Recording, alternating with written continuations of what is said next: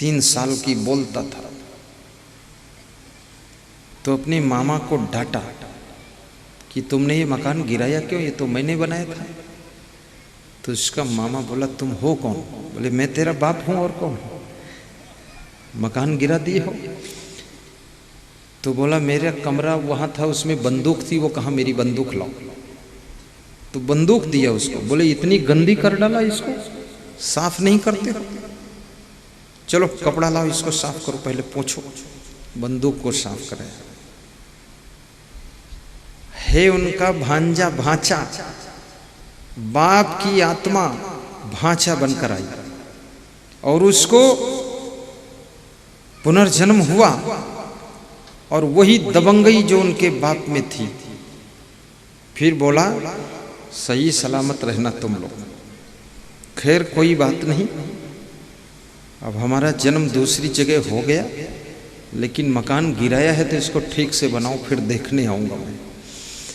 इतना डपट लगा के वो चला गया। ज्यादातर लोगों की आत्माएं उन्हीं के रिश्तेदारों में, मिलने जुलने वालों में ही जन्म लेती है। जहां जहां तुम्हारा मोह लगा हुआ है, प्रेम लगा हुआ है, स्नेह लगा हुआ है, वहीं जन्म होता है।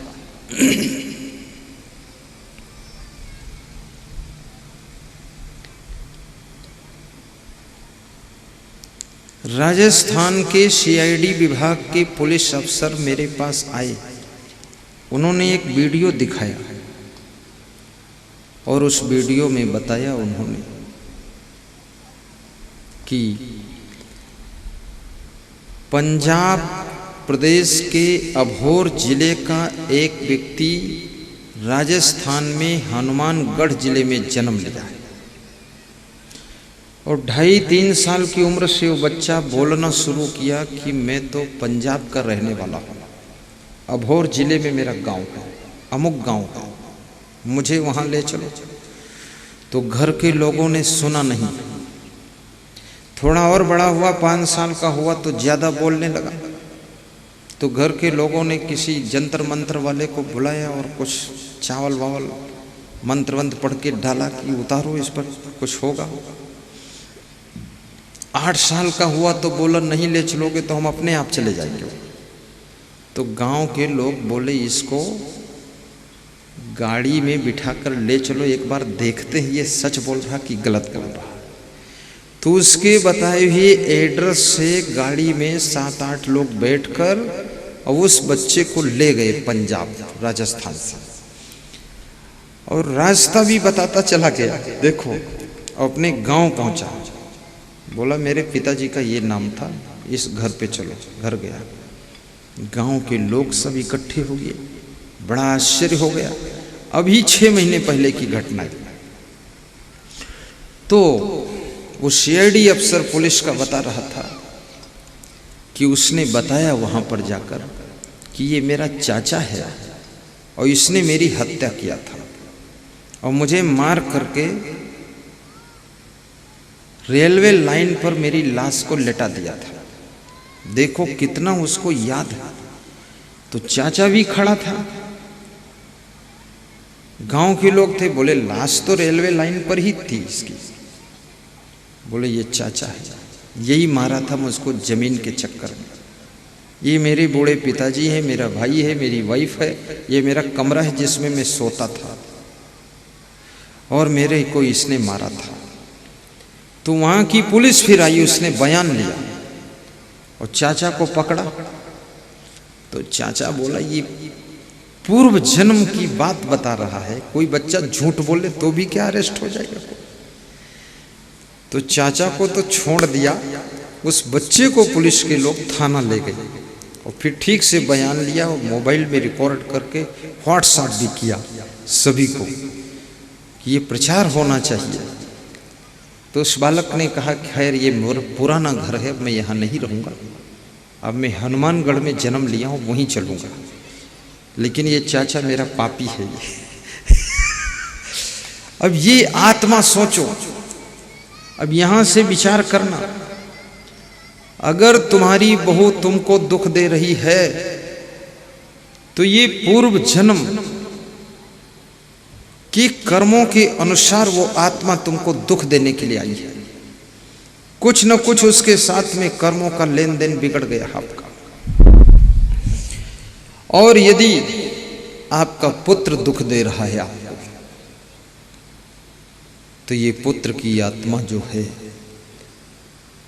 ये कोई दुश्मन की आत्मा पुत्र बनकर पैदा हुई है और अपने कर्मों का लेन देन फाइनल कर रही है। अभी बरेली में एक बालक जिसकी उम्र 30 साल है, वो अपनी माँ को कहता है ये मेरी पूर्व जन्म की दुश्मन है, माँ से कहता है, और माँ कहती है ये पूर्व जन्म का मेरा शत्रु है, इसका मेरा बनता ही नहीं, जैसे कुत्ता और बिल्ली का नहीं बनता। अब वो माँ बेटे हैं और दोनों गुरु मंत्र लिए हैं, और मैं दोनों को बहुत कमेरे में अकेले भी समझाया हूँ, बहुत ठंडा किया हूँ, लेकिन फिर भी 75% ठंडे हुए हैं, 25% गुर्राहट रहती है माँ बेटे में। अब ये क्यों रहती है? ये पूर्व जन्म और पुनर्जन्म का खेल है।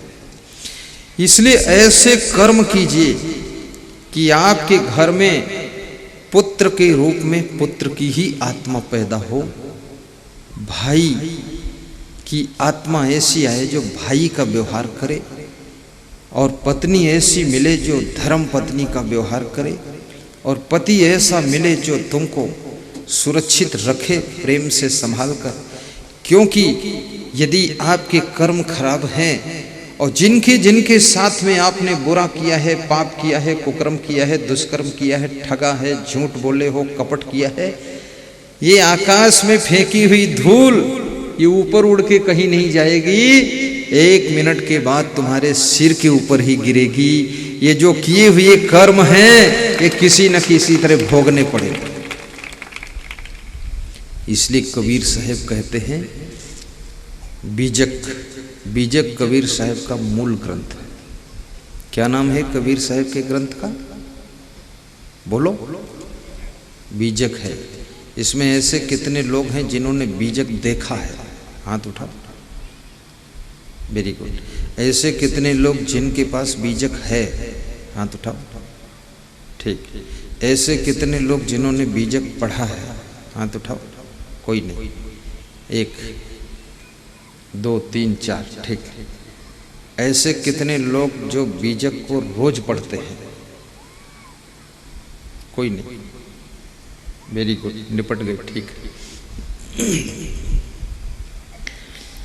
ये बीजक में आश्चर्य में पड़ गया कि इतने लोग सुनने आए हैं और कबीर साहब का मूल ग्रंथ बीजक नहीं।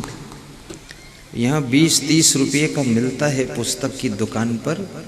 आज सब लोग एक एक बीजक खरीद के ले जाओ और 10-10 फोटो गुरु जी के खरीद के ले जाओ, रिश्तेदारों को दे दो। एक ससुर कह रहा था, मैंने अपने दामाद को एक फोटो दिया है गुरु जी आपका, तो उसमें ज्ञान लिखा है, सादा जीवन जियो, विचार पवित्र रखो, समय पर जागो, गम खाना सीखो, सहनशीलता रखो, ये सुख की चाबियां संभाल कर रखो, ऐसा लिखा है ज्ञान।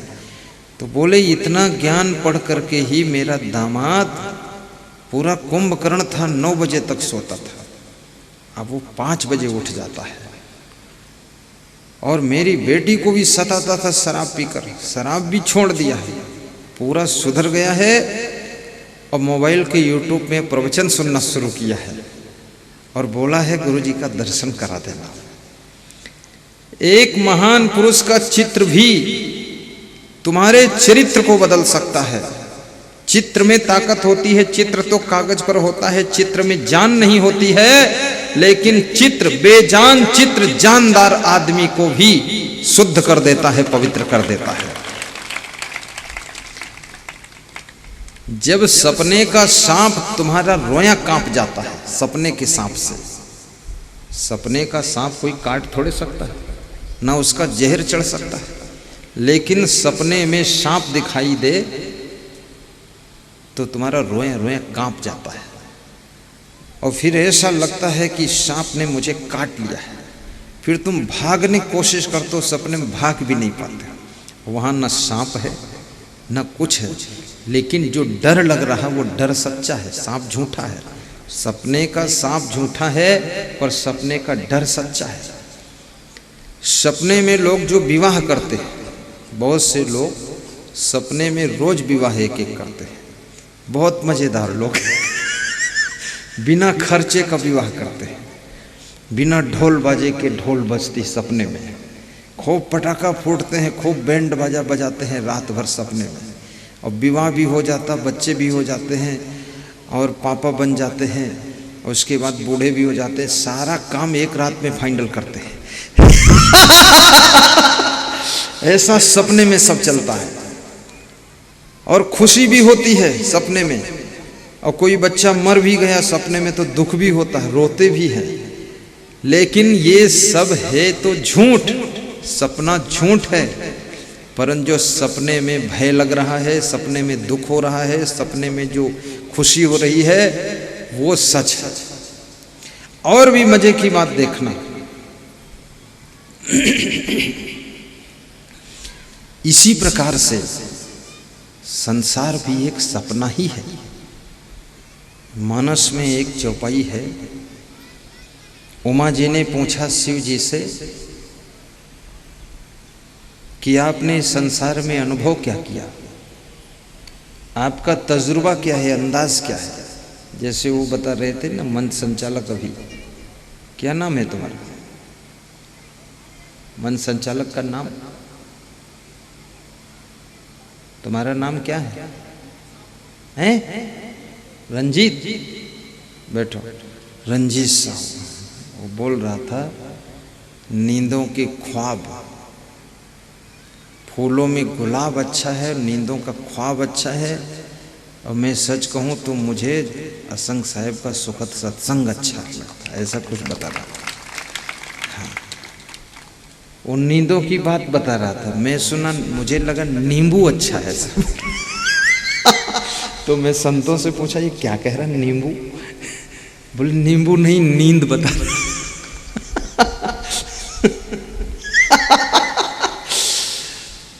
वो एक एक चौपाई बोलते रहते हैं, और हर चौपाई में वो बड़े समझदार आदमी कहते हैं। गुरुजी कहते हैं कि मतलब अब गलत हो तो गुरुजी फंसेंगे, और सही है तो गुरुजी, सम्मान तो गुरुजी का, तो सब मेरे ऊपर डाल देता है कि अपन जो भी कहना है कह दो, गुरुजी को फंसा दो, उधर निकल जाओ।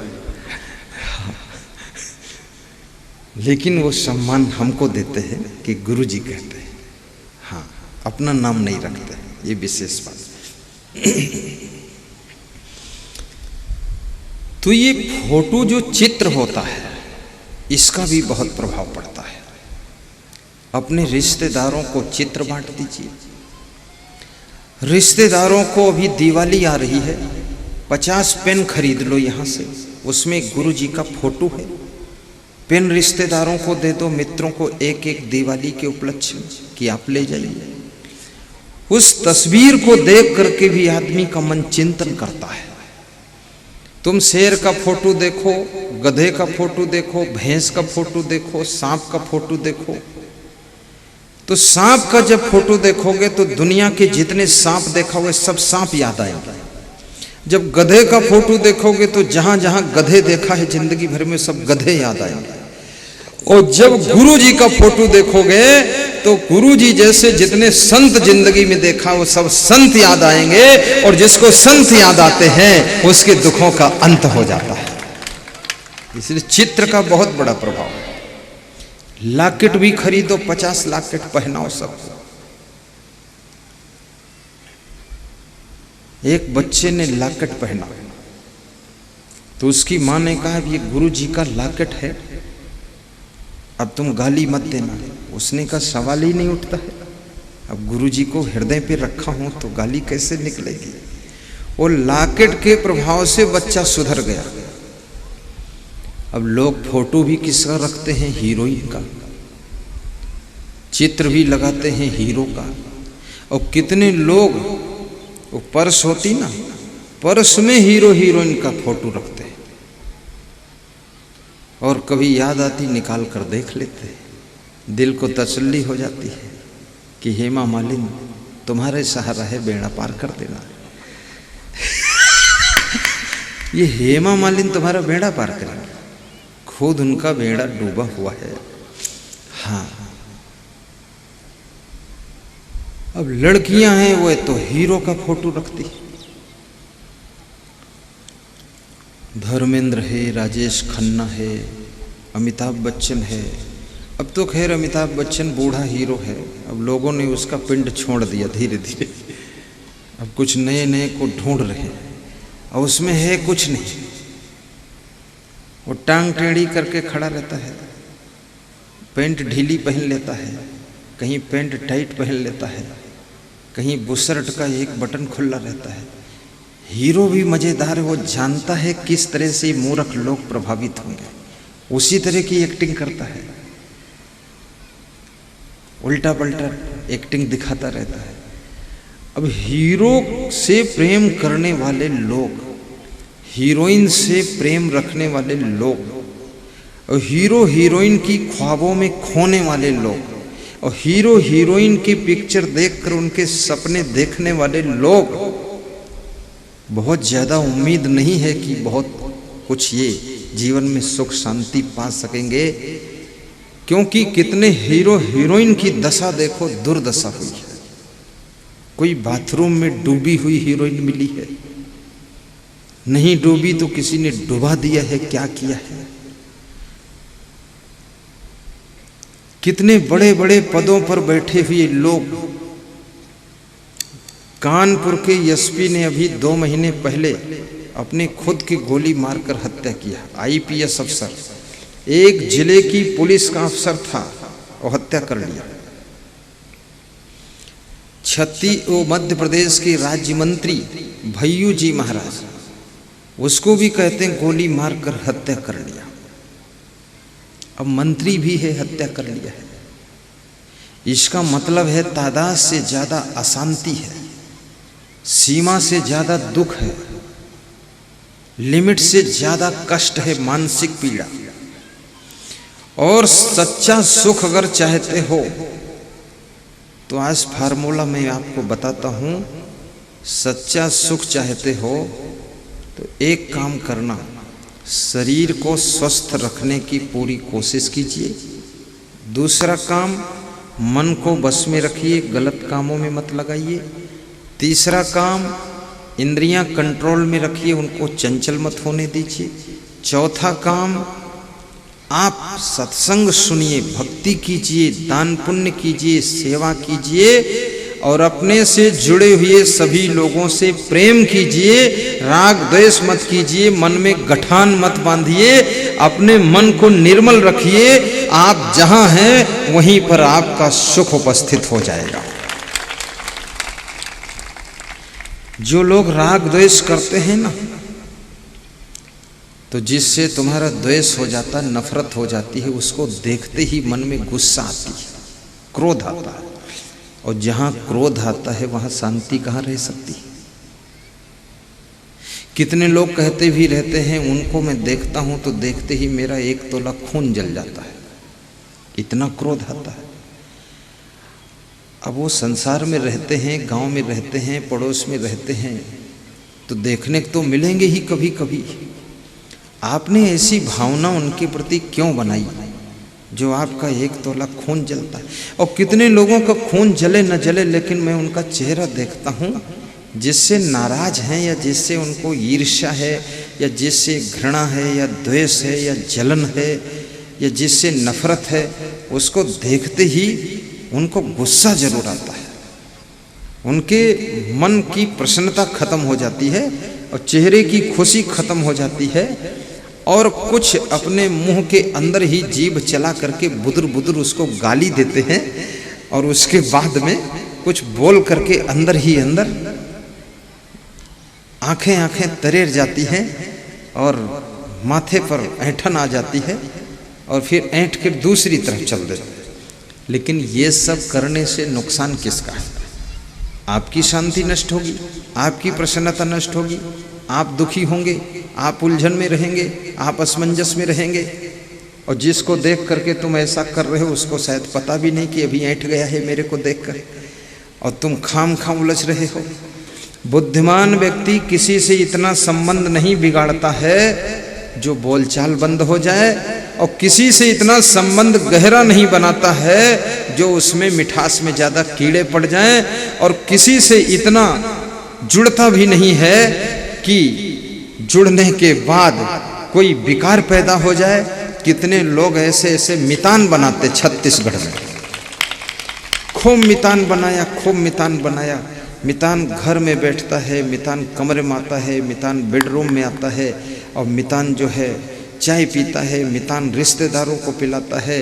और एक दिन ऐसा हुआ कि मितान ने ऐसी गलती तुम्हारे घर में किया कि मितान तो मितान था और तुम उतान पड़े हो कि अब क्या होगा ये। गुजरात का एक व्यक्ति कह रहा था मेरा मित्र मिल जाए तो इसका मूड में गड़सा से काट दूं। तो मैंने कहा ढूंढ लो ना, कहीं मिलेगा। अरे बोले गांव छोड़कर भाग गया है, 10 साल से आया नहीं, अब आ जाए तो इसका मूड काट दूं मैं। तो हमने कहा बात क्या है? बोले मेरी पत्नी का गाल चूमते हुए देखा मैंने। ये गुजरात की बात। अब इतना जब मित्र बनाओगे, अंदर तक घुसोड़ोगे तो गाल चूमेगा ही फिर। हाँ, तो हमने कहा तो कम ही देखा, उसके आगे और दृश्य था वो देख नहीं पाए थे। मित्रता भी करो तो एक सीमा तक,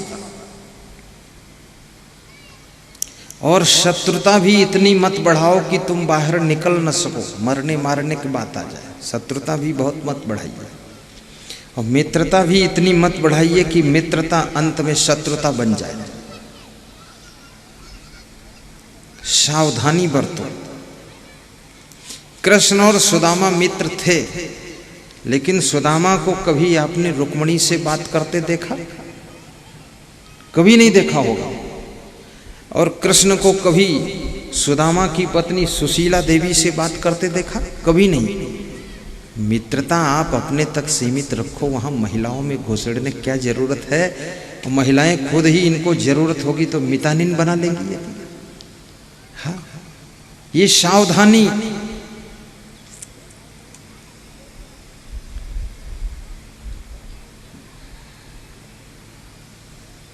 और मित्रता इसलिए होती है, याद रखना, कि कभी संकट में तुम हो, दुख में हो, आपत्ति में हो, उस समय तुम्हारा मित्र तुम्हें मदद करे, वही मित्र कहा जाता है।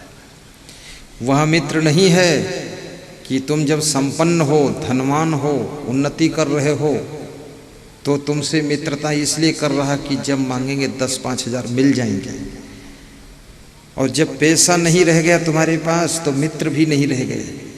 ये सब स्वार्थी मित्र है।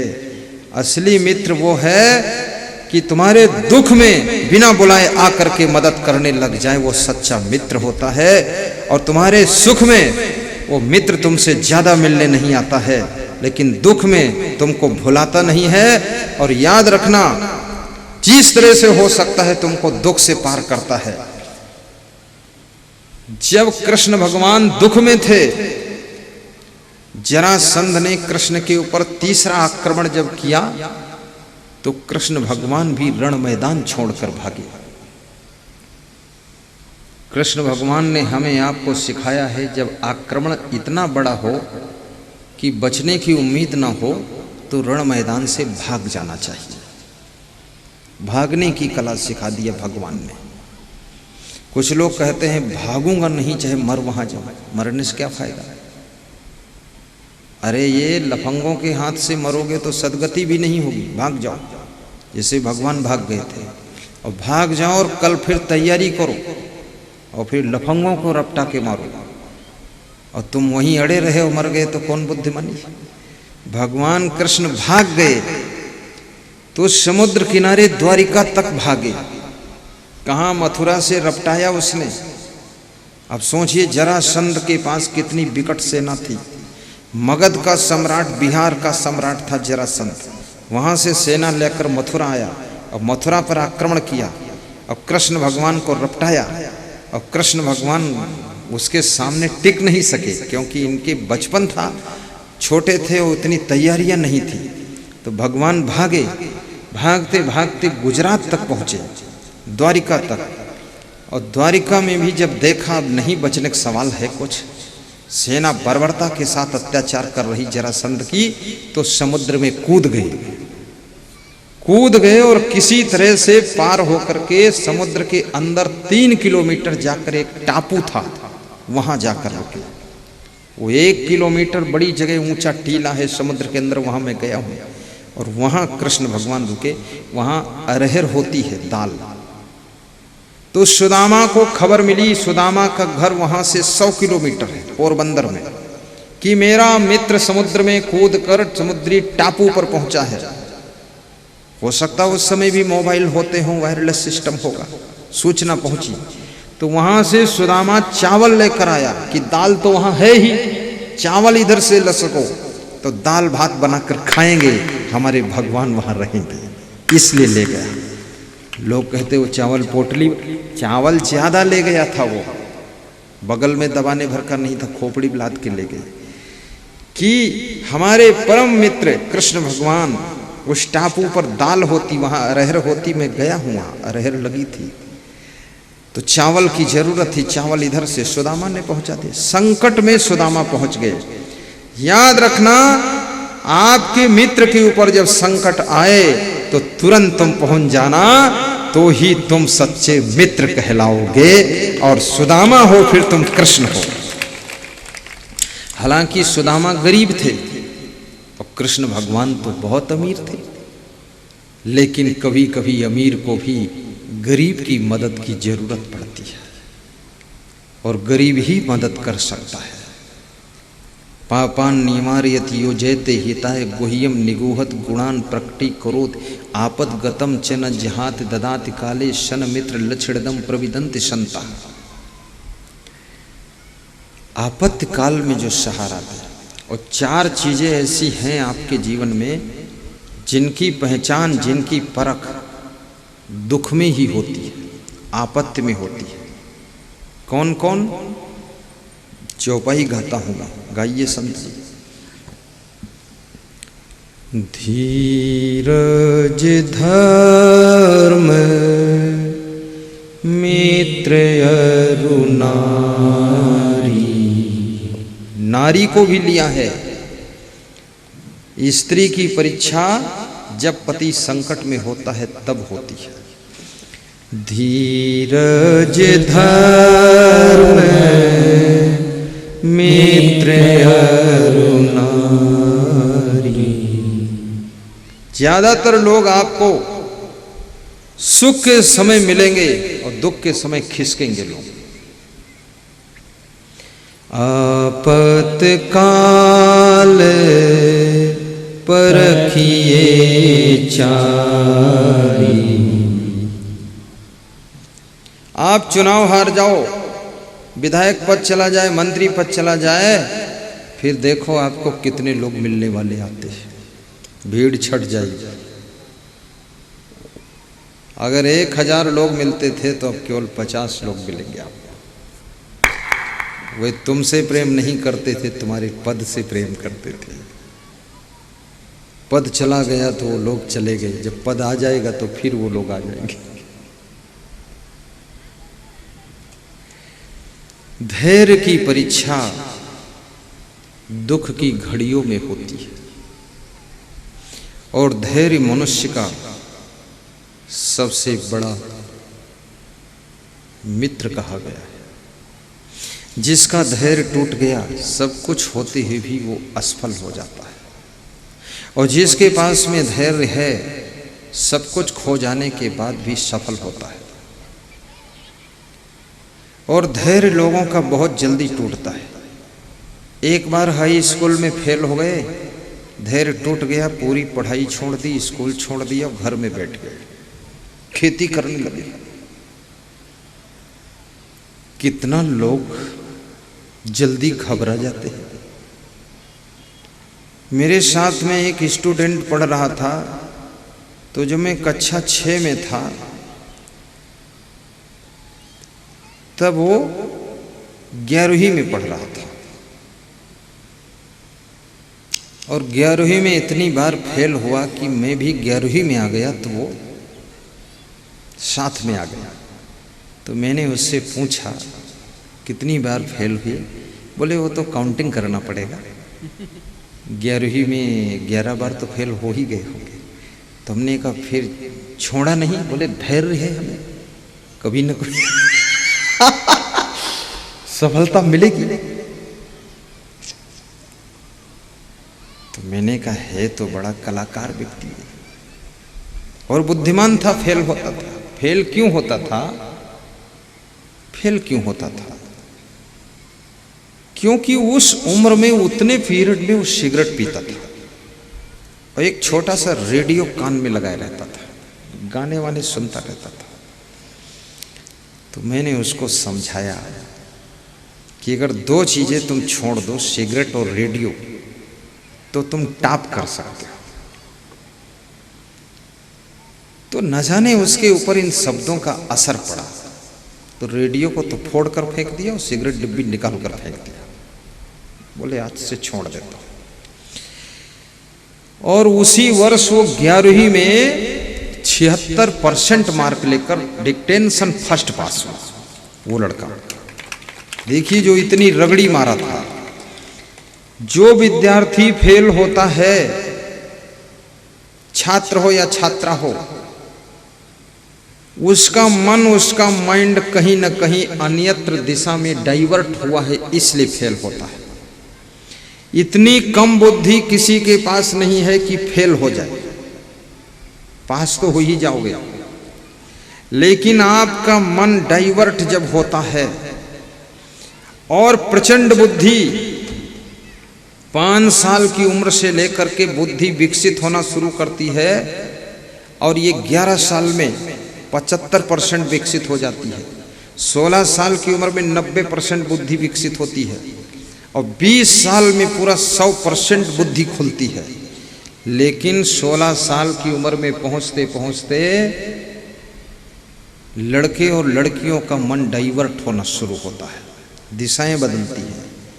कहीं फैशन की ओर, कहीं फिल्म की ओर मन डाइवर्ट होगा और कभी नशा की ओर, कभी लड़ाई झगड़े की ओर, कभी नेतागिरी की ओर और कभी आराम तलबी की ओर, कभी गीत गानों की ओर, कभी हीरो हीरोइन की ओर।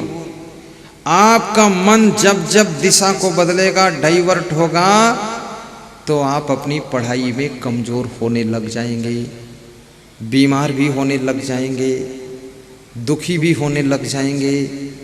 क्योंकि कितना ही मन आपका डाइवर्ट हो जाए, लेकिन आप ये नहीं चाहते कि मैं फेल हो जाऊं, आप ये नहीं चाहते कि मैं फर्स्ट ना हूं, आप ये नहीं चाहते कि मुझे सर्विस ना मिले, आप ये नहीं चाहते कि मैं 0 पर चला जाऊं। आप चाहते हैं मन भी इधर उधर भटकाऊं और फर्स्ट पास हो जाऊं और कबीर धाम का कलेक्टर बनकर भी आऊं। आपके अंदर इच्छा ये रहती है, लेकिन ये कैसे होगा? मन को एकाग्र कीजिए। एकाग्रता में बहुत बड़ी शक्ति है, बहुत बड़ी शक्ति है। जो लोग कहते हैं हमको कुछ याद नहीं होता है, उनको कहना चाहिए कि हमारा मन एकाग्र नहीं होता है। याद होगा क्यों नहीं? आपको बहुत कुछ याद हो रहा है।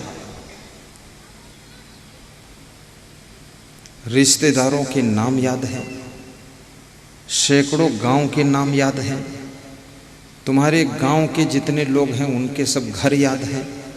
कभी तुम दूसरे घर में नहीं घुसे, वो भी याद रहता है ये मेरा घर है। सैकड़ों गाड़ियां खड़ी हैं, तुम्हें गाड़ियां याद है, मेरी गाड़ी कौन है। तुम फट से वहां पहुंच जाओ। और तुम्हारी याद तो छोड़ो, 1000 गायों को खड़ा कर दो और एक बछड़े को छोड़ो तो 1000 गायों में से वो अपनी माँ को याद कर लेगा, अपनी माँ के पास दूध पिएगा। उसके भी इतनी स्मरण शक्ति है, यादगारी है। तो मनुष्य तो बहुत बुद्धिमान प्राणी, इसके पास याद शक्ति क्यों नहीं? पर मन डाइवर्ट हो गया।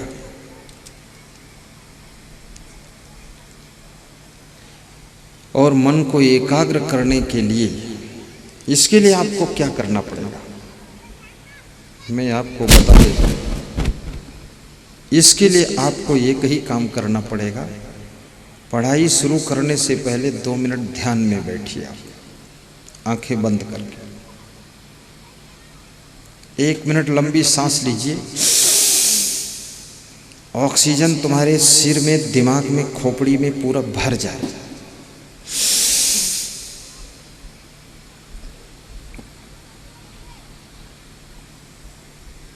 दो मिनट ध्यान कीजिए, 1 मिनट सांस लीजिए, 1 मिनट विचार कीजिए, प्रश्न कीजिए अपने आप से, क्वेश्चन कोटअप कीजिए। क्या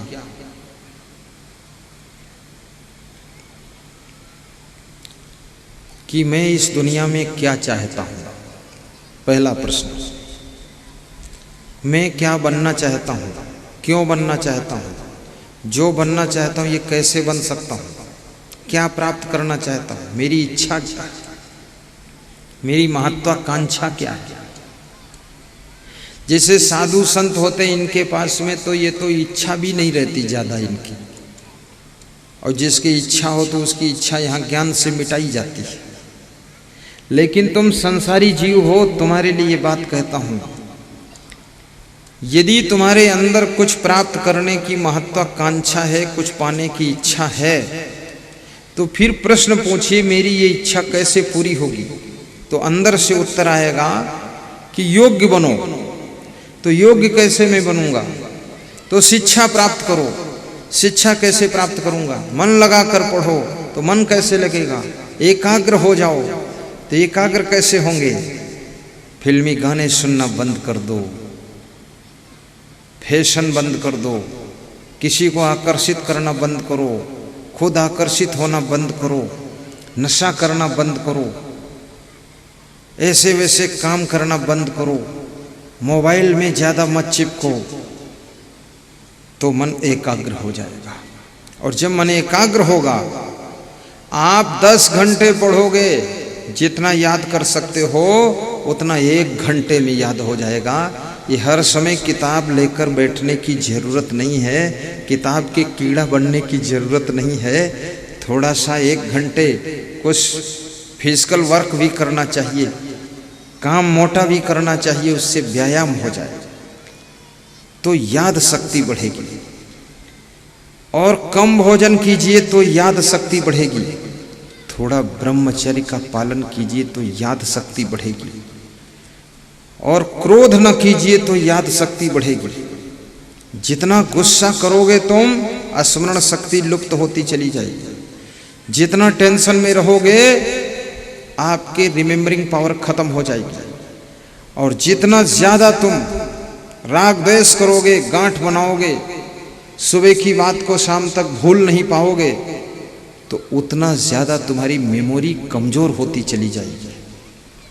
सुबह माँ ने कुछ कह दिया है, सुबह ही भूल जाइए, दोपहर तक उसको गठरी लाद कर मत बैठिए। पिताजी ने डांट दिया है, उसको 1 घंटे में निकालिए मन से। मैंने गुजरात में देखा, एक पिता ने अपने बच्चे को डांटा, 5 मिनट के बाद वो बच्चा आकर अपने पिता के गले में गलबहियां डालकर लटक रहा था। बोले, पिताजी मम्मी ने बुलाया है भोजन करने के लिए। तो पिता ने उसके कहा कि अभी डांटा हूँ, तेरे को समझ में नहीं आया? बोले, समझ में सब आया, जिसलिए डांटा वो तो सुधर गया काम, लेकिन अब तो फिर आप तो पापा हैं हमारे, तो फिर आपके पास आ गया हूँ। तो ऐसा मन रखो। कितने लोग मन में गठान बनाते हैं, साल साल हो जाता, मुंह नहीं बोलते हैं, 10-10 साल तक मन में द्वेष की भावना जमा रखते हैं। ऐसे लोगों की मेमोरी कमजोर हो जाएगी, स्मरण शक्ति कमजोर हो जाएगी, प्रसन्नता कम हो जाएगी, आनंद कम हो जाएगा।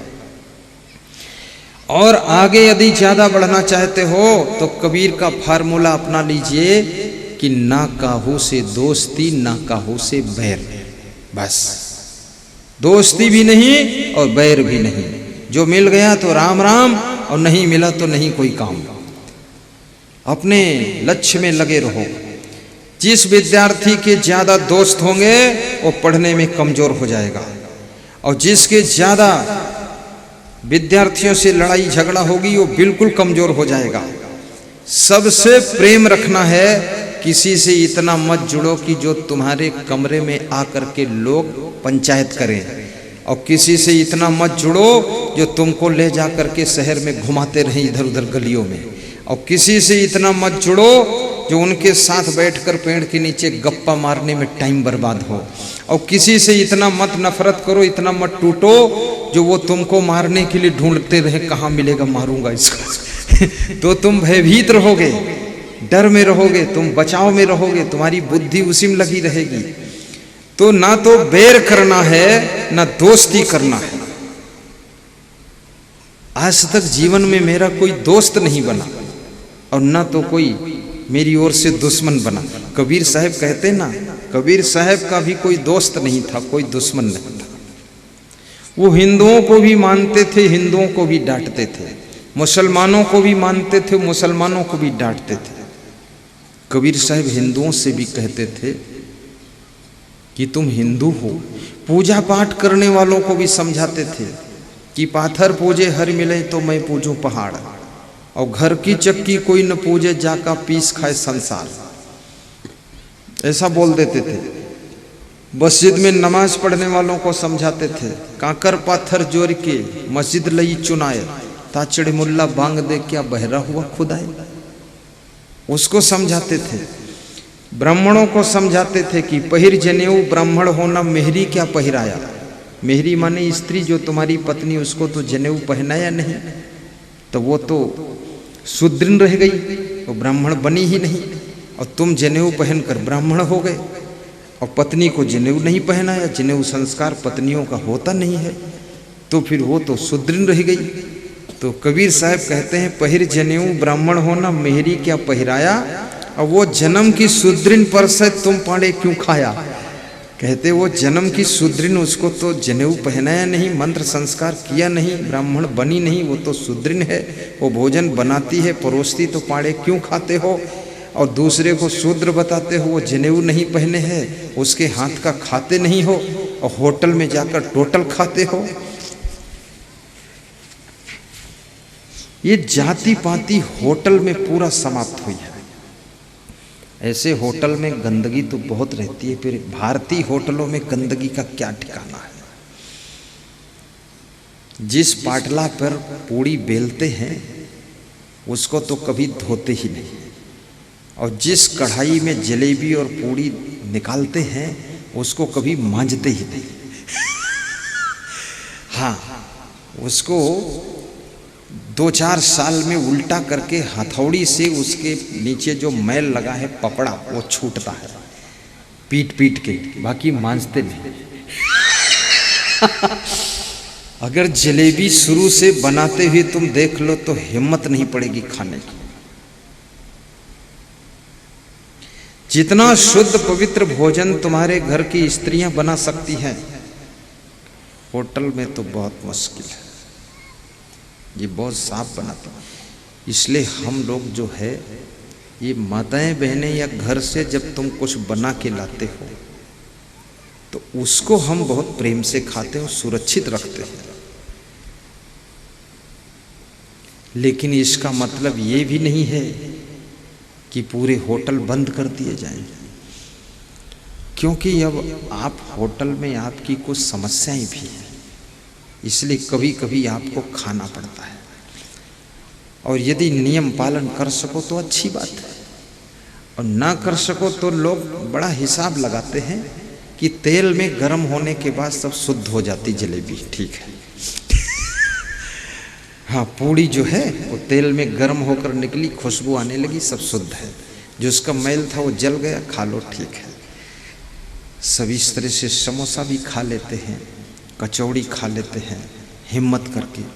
और जिसका पति होटल में ज़्यादा खाने लग जाए तो होटल के बाद वो बोतल में जाएगा, और बोतल के बाद फिर टोटल में जाएगा, फिर तुम्हारा नाम का पति रह जाएगा, काम का पति नहीं रहेगा। क्योंकि होटल में पहुंचा है तो समझ लो मामला गड़बड़ होने वाला है। इसलिए होशियार स्त्रियां जो है होटल से भी स्वादिष्ट भोजन घर में बनाती हैं और प्रेम से परोस कर खिलाती हैं। और इतना कोमल हाथों से भोजन बनाकर खिलाती है कि घर के प्रेम को पाकर के उनका पति होटल में खाता ही नहीं है। और जिसने अपने पति को होटल से बचा लिया तो समझ लो बोतल से बचा लिया, बोतल से बचा लिया तो टोटल बचा लिया, फिर वो आपका पति रहेगा। गुजरात में स्त्रियां होशियार हैं। जब उनका पति चाट खाने जाता है तो स्त्रियां भी कहती मैं भी चाट खाने चलूंगी। अब पति पत्नी दोनों बच्चों को भी ले जाते हैं।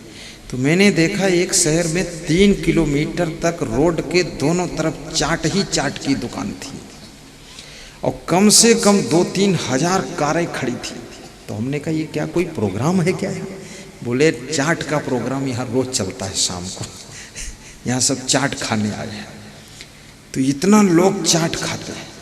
मेरा भक्त एक चाट की दुकान रखता है गुजरात में, तो बता रहा था कि चाट की दुकान से 3 मकान बनाया और चाट के प्रॉफिट से आपका प्रोग्राम भी किया हूँ 3 लाख खर्च करके, और चाट के ही प्रॉफिट से गुजरात में और प्रोग्राम आपका करूँगा, और चाट के प्रॉफिट से मैं माला माल हुआ हूँ और गुजरातियों को चाट खिलाता हूँ, उनका पेट खराब करता हूँ। हमने कहा तुम? बोले मैं तो रोटी सब्जी खाता हूँ। ये चाट से पेट भी बहुत खराब होता है लेकिन टेस्ट तो आता है। और जबान पर जिस चीज का टेस्ट आए तो आदमी को पेट के कष्ट की परवाह नहीं रहती है। वो सोचता है टेस्ट लो, कष्ट को झेल लेंगे, कोई बात नहीं। इसलिए महिलाओं से निवेदन करूंगा अपने घर में भोजन बहुत अच्छा बनाना, स्वादिष्ट बनाना, शुद्ध बनाना, प्रेम से बनाना और अपने अपने पति को प्रेम से परोस कर खिलाना। होटल में भोजन मिल सकता है लेकिन प्रेम नहीं मिल सकता है। होटल में तरह तरह के पकवान मिल सकते हैं लेकिन याद रखना होटल में घर जैसा सम्मान और स्वतंत्रता नहीं मिल सकती है। इसलिए आदमी चाहे होटल में जाए, चाहे जहाँ जाए, अंत में वो घर को वापस आता है, क्योंकि घर में जो सुख है, जो प्रेम है, जो स्वतंत्रता है वो कहीं नहीं है, अपने घर लौट आता है।